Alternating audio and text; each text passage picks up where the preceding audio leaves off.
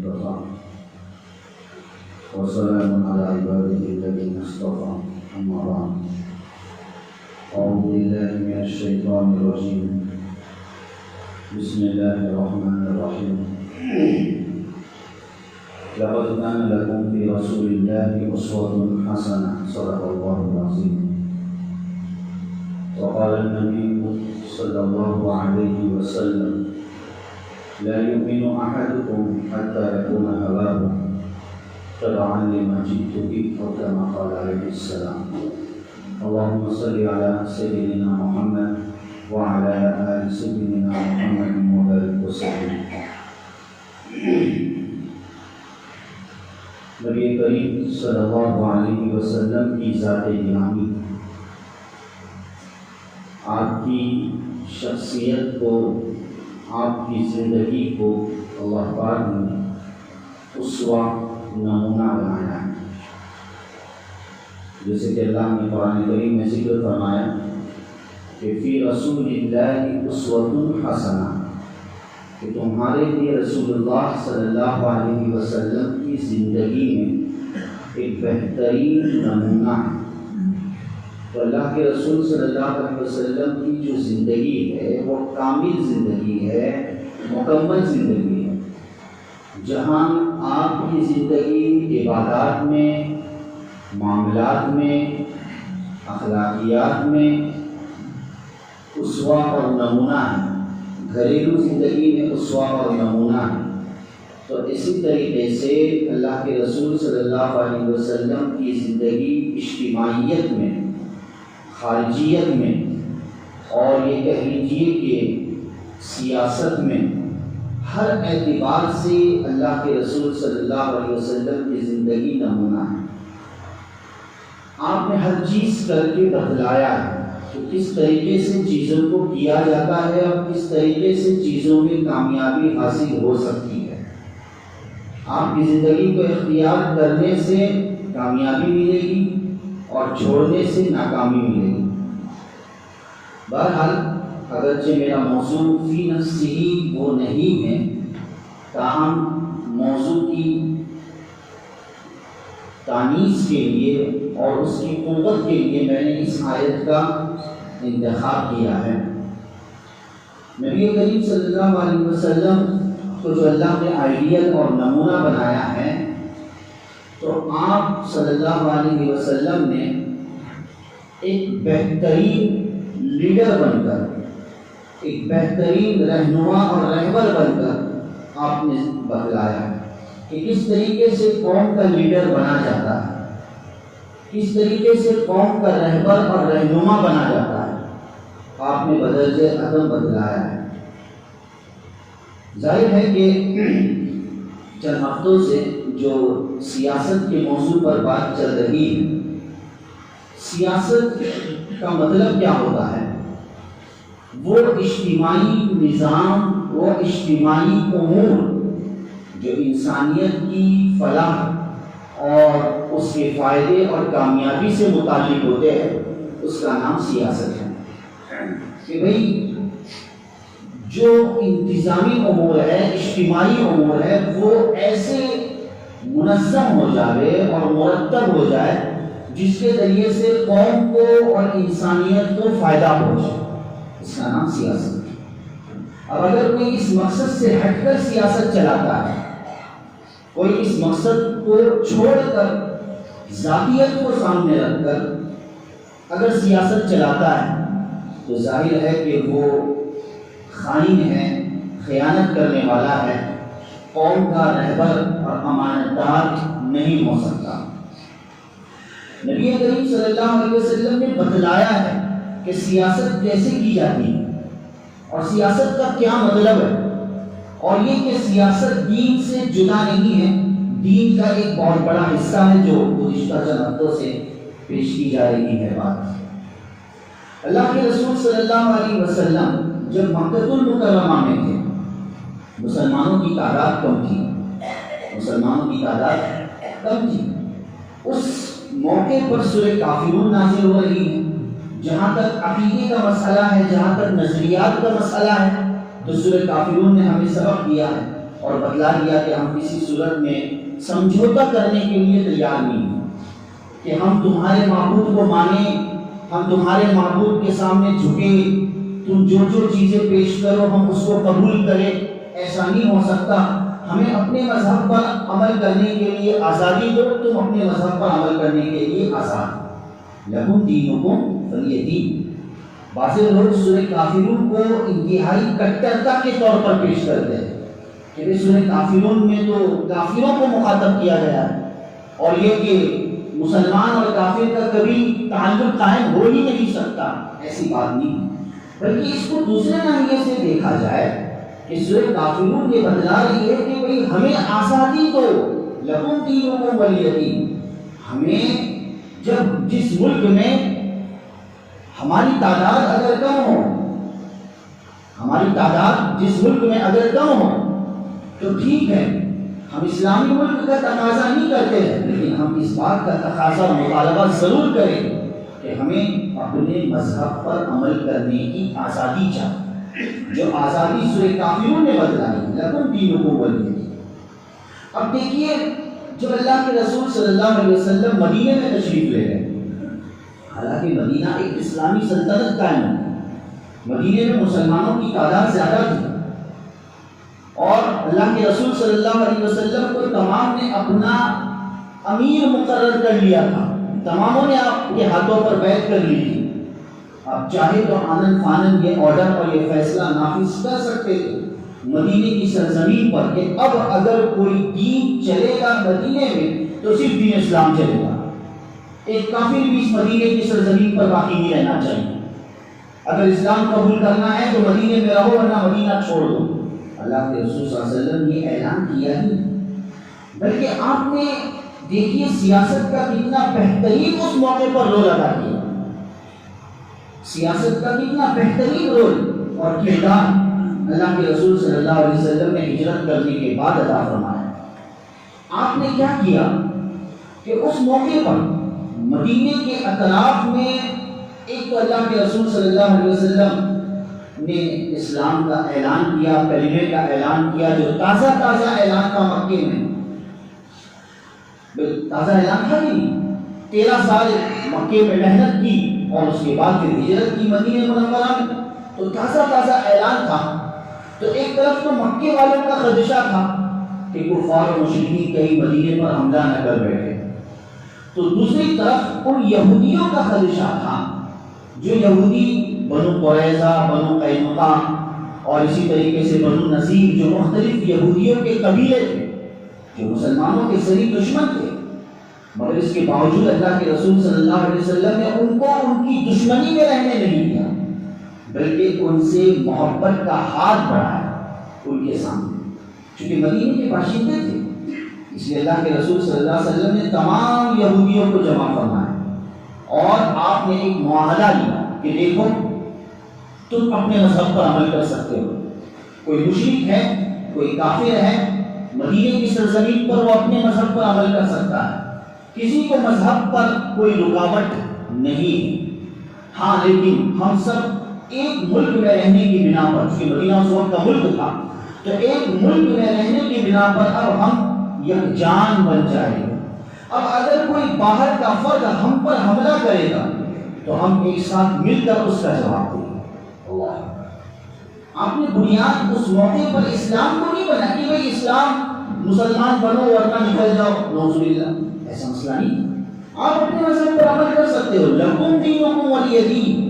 اس آیت کو وہاں بھی پڑھا گیا کہ تمہارے لیے تمہارا دین، ہمارے لیے ہمارا دین، تم اپنے عقیدے پر قائم رہو، ہم اپنے عقیدے پر قائم رہیں، لیکن کہیں مذہب کی چھیڑ چھاڑ میں، کہیں مذہب کی چھیڑ چھاڑ میں اور مذہب کی ظاہر ہے کہ فائٹنگ میں ملک کا امن برباد نہ ہو جائے، اس لیے اسے اللہ کے اس امن کو اللہ کے رسول صلی اللہ علیہ وسلم نے ترجیح دی، حالانکہ چاہتے تو صفایا ہو سکتا تھا یہودیوں کا اس موقع پر، لیکن آپ صلی اللہ علیہ وسلم نے پسند نہیں فرمایا کہ ملک کا امن غالب ہو، اس لیے اللہ کے رسول صلی اللہ علیہ وسلم نے ان یہودیوں سے معاہدہ کیا اور تماموں نے معاہدہ کر لیا، اب اگر کوئی جنگ ہوگی تو ایک ساتھ کی جائے گی، اور پھر جو اسلام کی پہلی جنگ بدر پیش آئی، اس کے بعد جنگ احد پیش آئی، جو باہر کے لوگوں کا معاملہ تھا، مدینے والوں کا معاملہ نہیں تھا۔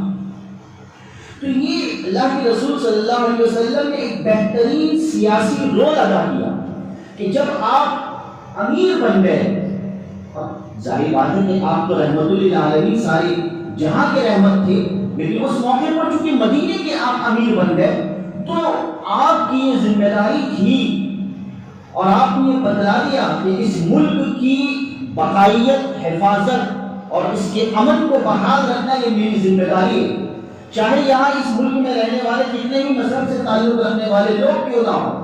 اسی لیے اللہ کے رسول صلی اللہ علیہ وسلم نے صاف اعلان فرمایا کہ ان غیر مسلموں کا خون ہمارا خون ہے، حدیث کے الفاظ ہے، ان غیر مسلموں کا خون ہمارا خون ہے، ان غیر مسلموں کی جان ہماری جان ہے، ان غیر مسلموں کا مال یہ ہمارا مال ہے۔ جیسے ہم اپنے جان اور مال اور خون کی حفاظت کرتے ہیں، اسی طریقے سے ہم پر لازم ہے کہ ہمارے ملک میں رہنے والے غیر مسلموں کی جان و مال اور خون کی ہم حفاظت کریں۔ اسلام کا بنیادی سبق ہے، بنیادی سبق ہے۔ تو کس طریقے سے اللہ کے رسول صلی اللہ علیہ وسلم نے مدینہ منورہ میں امن کو قائم رکھا، اور دوسری طرف ظاہر ہے کہ اس موقع پر کفار و مشرکین جو اس موقع پر مسلمانوں کے سب سے بڑے دشمن تھے، مکے سے ہجرت کرنے پر مسلمان انہی کفار و مشرکین کی وجہ سے مجبور ہو گئے۔ کوئی چھوٹی بات نہیں ہے اپنے گھر بار کو چھوڑنا، اللہ اکبر، اللہ سب کی حفاظت فرمائے، اپنے ملک کو چھوڑنا، اپنے کاروبار کو چھوڑنا، اپنی پراپرٹی کو چھوڑ کر کسی دوسری جگہ پر چلے جانا۔ پوچھئے ان لوگوں سے جن کا یہ حال ہوتا ہے، جن پر یہ حال آتا ہے، ان کو کیا کرتے ہو اور ان کا بھی کیا کہتا ہو۔ تو ظاہر ہے کہ ایک بہت بڑا معاملہ تھا مسلمانوں کا، اور ایک بہت بڑی قربانی تھی ہجرت کرنا، لیکن اس کے باوجود اللہ کے رسول صلی اللہ علیہ وسلم نے اخوت انسانی کو قائم رکھا۔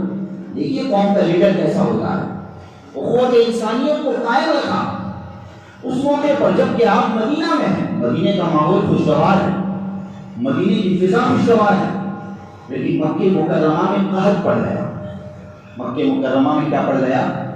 قحط ساری ہو گئی، یعنی کھانا پانی، دانا پانی ختم ہو چکا تھا، لوگ مرنے کے قریب تھے۔ اب دیکھیے ایسے موقع پر ہم تم ہوتے تو مرنے پر ان کو ان کی سزا بھگتتے تو یہ اللہ کا عذاب ہے، ہمارا تو فتویٰ فوراً نکل جاتا ہے، ہمارا فیصلہ نکل جاتا ہے، انہوں نے ایسا کیا تھا نا، اللہ کا عذاب ان پر آیا۔ ارے بھائی ہم کون ہوتے اللہ کے عذاب کا فیصلہ کرنے والے؟ فلانی جگہ پر طوفان آ گیا، فلانی جگہ پر سیلاب آ گیا، فلانی جگہ پر زمین ہل گئی، اللہ کا عذاب آیا۔ یہ ہمارے حق پر اختیار میں نہیں اللہ کے عذاب کا فیصلہ کرنا۔ اللہ چاہے جس کو مصیبت دے کر آزمائے، اللہ چاہے جس کو امن دے کر آزمائے، وہ اس کا اختیار ہے۔ تو بہرحال اس موقع پر مکہ مکرمہ میں قحط ساری ہو گئی۔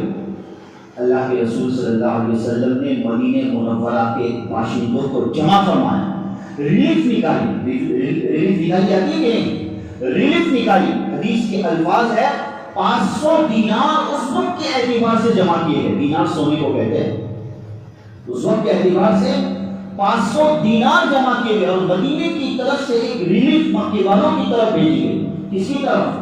مسلمانوں کی طرف سے ان کفار و مشرکین کی طرف بھیجی گئی، جن کفار و مشرکین کی وجہ سے مسلمانوں کو مکہ چھوڑنا پڑا۔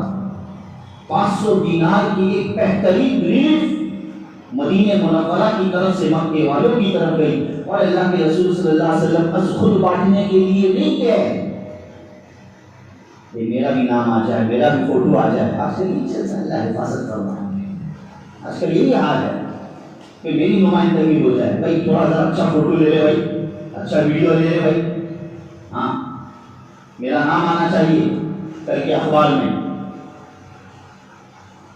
اللہ ہم سب کے اعمال کی حفاظت فرمائے۔ بعض علاقوں کے تعلق سے یہ سنا، آپ نے بھی سنا ہوگا، دیکھا ہوگا کہ جب ایسے حالات آتے ہیں تو کتنا اخلاص ہوگا اگر یہ بات یقینی سچ ہے۔ ایک میدان میں ریلیف کو جمع کر دیا جاتا ہے، بانٹنے والے نہیں ہوتے، جس کو چاہے وہ جائے اور لیتا آ جائے، ایسے بھی لوگ، ایسا بھی ملک ہوتا ہے۔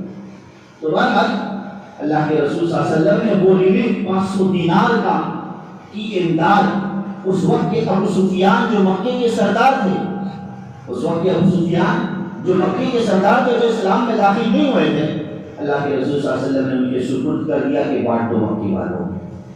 یہ ہے مواخات، یہ ہے انسانیت. قوم کا جو لیڈر ہوتا ہے، قوم کا لیڈر، قوم کا رہنما، یہ انسانیت کی بنیاد پر لوگوں میں اتحاد اور اتفاق پیدا کرتا ہے اور جمع کرتا ہے. قوم کا رہنما مذہب کے نام پر انتشار نہیں کرتا ہے، مذہب کے نام پر انتشار نہیں کرتا. مذہب کے نام پر انتشار کو کہیں بھی نہیں نکلایا گیا اور کہیں بھی نہیں سکھلا، کسی مذہب میں موجود نہیں کہ مذہب کے نام پر انتشار کیا جائے. بہت محتاط رہنے کی ضرورت ہے اس ملک میں دوستو بزرگوں. ہمیں خواب غفلت سے نکلنے کی ضرورت ہے اس ملک میں، اور ہمیں اپنے آپ اپنی تیاری کرنے کی ضرورت ہے. ہم ان سیاستدانوں سے کوئی امید لگائے نہ رکھیں کہ یہ ہمارے قوم کے رہنما ہے، رہبر ہے، جو ہمارے معاملات کو درست کریں گے. نہیں، ہمیں اپنے معاملات کو از خود درست کرنا ہے. بالخصوص جس موقع پر مذہبیت کے نام پر بٹوارا ہو رہا ہے اور مذہبیت کے نام پر فتنہ اور فساد ہو رہا ہے، اس موقع پر تو اشد ضرورت ہے کہ ہم اب جس ملک میں، جس علاقے میں ہم رہتے ہیں، کئی دفعہ بات ہو چکی ہے، کرنے کے کام ہے ہم اس ملک اور اس علاقے میں ہم غیر مسلموں کو اپنے اعتماد میں لینے کی کوشش کریں. غیر مسلموں کو اپنے اعتماد میں ہم لینے کی کوشش کریں. یہ وقت کا سب سے بڑا تقاضا ہے. انہیں بتائیں کہ دین اسلام نے یہ افتراق نہیں بتلایا ہے، دین اسلام نے یہ علیحدگی ہرگز نہیں بتلائی ہے. جس ملک میں رہتے ہیں اس ملک کی تعظیم، جس ملک میں رہتے ہیں اس ملک کی تعظیم یہ اشد ضرورت اور گویا کے ایمان کا بنیادی فریضہ ہے. یہ بے ایمانی ہے کہ جس ملک میں رہے اس ملک سے غداری کرے. اسلام اس کی اجازت نہیں دیتا. ہاں، بہت ضرورت ہے کہ ہم ان برادران وطن کو، ان غیر مسلموں کو اپنے سے قریب کرنے کی کوشش کریں. افسوس یہ ہوتا ہے لا علمی کی وجہ سے، جہالت کی بنا پر، کٹرتا پن کی بنا پر، حال یہ ہے کہ ہم نے ایک بہت بڑی دیوار پیدا کر دی. چند روز پہلے ایک جگہ پر نکاح پڑھانے کے لیے جانا ہوا، جہاں وہاں جانا ہوتا رہتا ہے. مسجد میں نکاح تھا تو کچھ غیر مسلم بھائی بھی آ گئے تھے. اب آپسی مسلمانوں کا اس وقت، یعنی اس علاقے کے لوگوں کا آپس میں نکاح کے بعد اتنا بڑا اختلاف ہوا، اوپنی میں بولنے لگے کیا سمجھتا نہیں ذمہ داروں کو کہ غیر مسلم لوگ ہیں مسجد میں، ان کو نکالنے نہیں سمجھتا، ان کو پہلے سے منع نہیں کرنا. مسجد میں غیر مسلم، مسجد میں ہندو لوگ ہیں، کیسے ہم برداشت کریں؟ ساری شریعت تک کا آپ بھی جانتے ہیں. اب علماء کی کوئی ضرورت ہی نہیں. اب اگر بتایا بھی جائے مسئلہ تو قبول کرنے بھی تیار نہیں. نعوذ باللہ من ذالک. یہ آپ ہی کی مسجد ہے، دور نبوی میں کوئی مسجد تھی ہی نہیں، دور صحابہ میں کوئی مسجد ہی نہیں تھی. یہ آپ نے ہی شریعت بنا لی ہے. کہاں لکھا ہوا ہے کہ کسی غیر مسلم اور کسی ہندو مذہب کے شخص کو مسجد میں آنے سے منع کیا جائے؟ کہاں لکھا ہوا ہے؟ ارے بھائی وہ آئے، اسے موقع دیا جائے. کہیں لکھا ہوا نہیں ہے کہ کسی غیر مسلم کو مسجد میں نہ آنے دیا جائے. اور جب وہ آئے گا تبھی تو آپ کے ماحول کو دیکھے گا اور وہ دیکھے گا کہ مسجد میں کیا سکھایا جاتا ہے، مسجد میں کیا پڑھایا جاتا ہے، کیا بتلایا جاتا ہے. آپ نے ہی جدا کر دیا اسے. ہرگز نہیں آنے کی ضرورت ہے، نعوذ باللہ. اور آ رہا ہے تو کوئی اس پر اعتراض شدید ہو رہا ہے. ایسا نہیں ہونا چاہیے. ضرورت اس بات کی ہے کہ ہم ان کو اپنے سے قریب کریں. جہاں ہم بڑے بڑے جلسے جلوس کرتے ہیں عید میلاد النبی پر، سیرت النبی پر، مکاتب کے بڑے بڑے جلسے کرتے ہیں، یقیناً ہونے چاہیے، اس سے انکار نہیں. لیکن یہ ہمارے گھر کا معاملہ ہے، یہ ہمارے گھر کا معاملہ ہے. لیکن ضرورت اس بات کی ہے کہ ہم ایسے پروگرام مرتب کریں، علاقائی اعتبار سے ایسے منظم پروگرام رکھیں جس میں خصوصیت کے ساتھ ان غیر مسلم اور برادران وطن کو ہم مدعو کریں، اور ایسے مراٹھی زبان میں یا اچھی ہندی زبان میں بولنے والے اسکالر ہونے چاہیے جو یقیناً انہیں بدلائے قرآن کی ان آیات کو سامنے رکھے، نبی صلی اللہ علیہ وسلم کی لیڈر کے اور آپ کے رہنمائی اور رہبری کے انداز کو اور سیاست کے انداز کو وہ سامنے رکھے کہ اسلام نے کیا بنیادی سبب دیا ہے اور یہ ہمارے برادران وطن کے ذہنوں میں کیا ڈالنے کی کوشش کی جا رہی ہے۔ ضرورت ہے اسے پروگرام کرنے کی۔ ہم بہت پیچھے رہ چکے ہیں، اللہ حفاظت فرمائے اگر یہی زہر بڑھتا گیا چڑھتا گیا مذہب کے نام کا، اللہ حفاظت فرمائے آنے والے دنوں میں اور مستقبل میں اس ملک کا کیا حال ہوگا۔ مذہب کے نام پر کچھ کہا نہیں جا سکتا، کچھ کہا نہیں جا سکتا۔ اس لیے یہ کرنے کے کام ہے جو ہمیں کرنے ہیں اور کسی اور سے امید وابستہ کرنے کی ضرورت نہیں ہے۔ اللہ نے علاقائی اعتبار سے جن کو دسترس دی ہے، اللہ نے علاقائی اعتبار سے جن کو کچھ بولنے کی صلاحیت اور کرنے کی کچھ طاقت دی ہے، جو فعال افراد ہے، وہ آگے بڑھے۔ کل قیامت کے دن ان کی پوچھ ہوگی۔ سب کی صلاحیتیں یکساں نہیں ہوتی، بعض بیچارے سادے ہوتے ہیں، وہ نہیں سمجھ پاتے کیا کرنا ہے، لیکن جو سمجھتے ہیں کرنا ہے ان کو آگے بڑھنا ہے، ان کو آگے بڑھنا ہے۔ اور یہ جو ایک خول بنایا گیا ہے مذہب کے نام کا، اس خول کو ہمیں توڑنا پڑے گا اور ایسے کچھ مختصر چھوٹے چھوٹے پروگرام رکھنے لازم اور ضروری ہے تاکہ ان کی صحیح طور پر صحیح نہج پر ہم ان کی صحت سازی کریں۔ یہ نہیں کہ بھائی ہم اینٹ کا جواب پتھر سے دیں، اسلام نے یہ نہیں سکھلایا ہے۔ ہم اچھے اخلاقی کریمانہ کو پیش کریں کہ اسلام نے کیا کیا چیزیں ہمیں بتلائی، بہت بنیادی ضرورت۔ تو بہرحال المختصر یہ ہے، ظاہر ہے کہ آج کے حالات دیکھیے، اسلام ہرگز حسد اور کپٹ اور کینہ اور تکبر کی ہرگز اجازت نہیں دیتا ہے۔ آج کے حالات دیکھیے، آج کوئی معاف کیجیے گا، اگر کوئی سیاسی لیڈر اگر کوئی اسپیچ دیتا بھی ہے تو اس کی اسپیچ اے سے لے کر زیڈ تک اپوزیشن کے ہی تعلق سے ہوتی ہے۔ اس نے کیا کیا، اس نے کیا کیا، ارے بھائی تو نے کیا کیا وہ بتا، شروع سے آخر تک اس نے کیا کیا، اس نے کیا کیا۔ یہ کھینچاؤ ظاہر ہے کہ یہ سیاست کا حصہ ہرگز نہیں ہے، یہ سیاست کی بدنامی ہے۔ سیاست اگر سیکھنی ہے تو امیر معاویہ سے سیکھی، سیاست اگر سیکھنی ہے تو علی مرتضیٰ سے سیکھی رضی اللہ عنہما۔ وہ بھی اپوزیشن تھے، ان کے زمانے میں بھی اپوزیشن چلتا تھا، اگر ہے کہ نہیں، جنگ جمل، جنگ صفین کیا تھی، اپوزیشن جنگ تھی، ایک عجیب غریب جنگ تھی، ایک طرف ایک صحابہ، دوسرے طرف دوسرے صحابہ، امیر معاویہ خلاف حضرت علی رضی اللہ تعالیٰ عنہ کے، اپوزیشن پارٹی، لیکن اس اپوزیشن کا کوئی غلط فائدہ اس موقع پر اٹھانا چاہا۔ اس وقت کے ایک بادشاہ نے حضرت امیر معاویہ رضی اللہ تعالیٰ عنہ کو لیٹر بھیجا، اس خط میں یہ بھیجا کہ بھائی آپ کا حضرت علی سے اختلاف ہے، آپ ہماری پارٹی میں آ جاؤ۔ آپ کیا ہے، ہماری پارٹی میں آ جاؤ۔ پھر پارٹیاں بدلی جاتی ہیں کہ نہیں، معاف کیجیے گا، برا لگتا ہوگا، آج ایسی پارٹیاں بدلتے، اتنی کثرت سے پارٹیاں بدلی جاتی جتنی کثرت سے کپڑے نہیں بدلے جاتے، معاف کیجیے گا۔ تو کہا گیا کہ بھائی آ جاؤ ہماری پارٹی میں، تم کو طاقت ملے گی، حضرت علی کے خلاف کھڑے ہو گئے۔